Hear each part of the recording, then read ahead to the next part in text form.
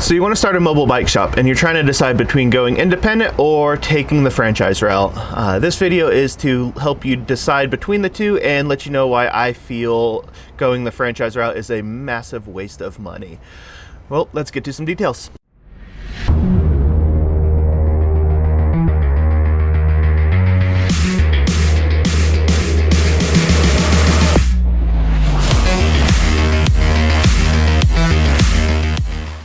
So first off, I want to start off by making it very clear this video is directed towards people looking to start a business and has nothing to do with individual franchise owners or the quality of service they provide.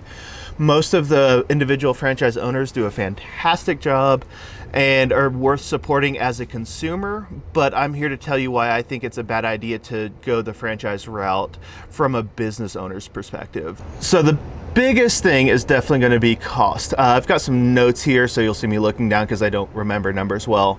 But take one of the biggest mobile bike shop chains in the country. They cost... Airplane flying above. So I have some actual numbers from one of the major mobile bike shop franchises in the US, and I just wanted to go over some of the specifics with you. I'll post the actual email in a screenshot so you guys can see it. But just so we can run through, it's about $155,000 or $150,000 to just get started with them. But here's examples of some of the charges. Franchise fee, $25,000. Thousand, not hundred. Tech setup fee, $2,500. Promo package, $3,000. Parts and inventory, $12,500. Sprinter van, about $50,000. Build out on the Sprinter van, $47,000. Legal and accounting, $5,000. Miscellaneous startup fees, another $5,000. Where they get $5,000 and can't itemize it, I have no idea. But it gets worse. There's monthly fees as well. So they do an 8% royalty fee on your gross, 2% gross branding fund contribution, and 2% local advertising. They do allow you to lease out the Sprinter and build out, but that's $150,000 for something that I've priced out myself to do on my own for about $30,000. So if we look at those numbers plus the royalties they charge, you're realistically having to pay back or earn $168,560 just to pay back your initial startup fees. Or if you want to break it down in terms bike mechanics know well, that's about 2,100 standard tune-ups at $80. That's a lot just to break even. I'll show the spreadsheet I've got from when I priced out building out a van for myself. It came out to around $25,000, and it'd be built up pretty nicely. A couple-year-old Ford Transit's, I think, what I was looking at.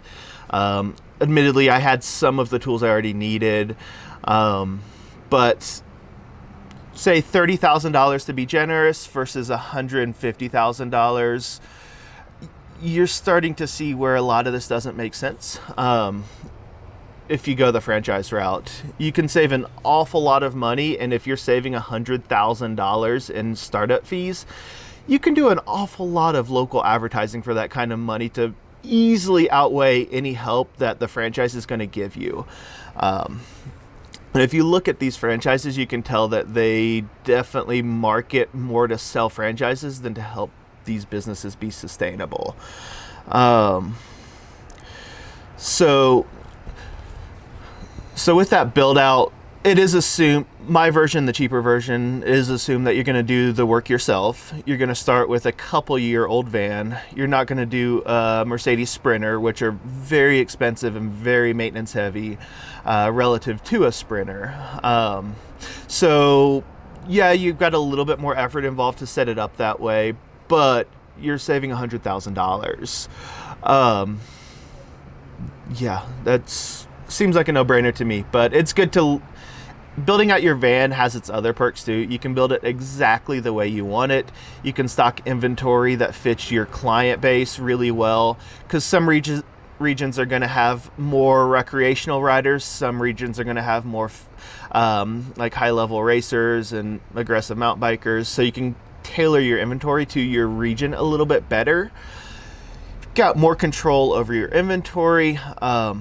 Another big one is you don't have territory limitations you have to buy into if you go as an independent. I don't know about you, but I don't want to spend $150,000 and have somebody tell me I can't work a few miles down the road because it's outside of my territory. That just doesn't seem to make a whole lot of sense to me. But yeah, so fairly few points, but they're big points. Again, I really want to emphasize that I'm not attacking the individual franchise owners. Most of them are great mechanics.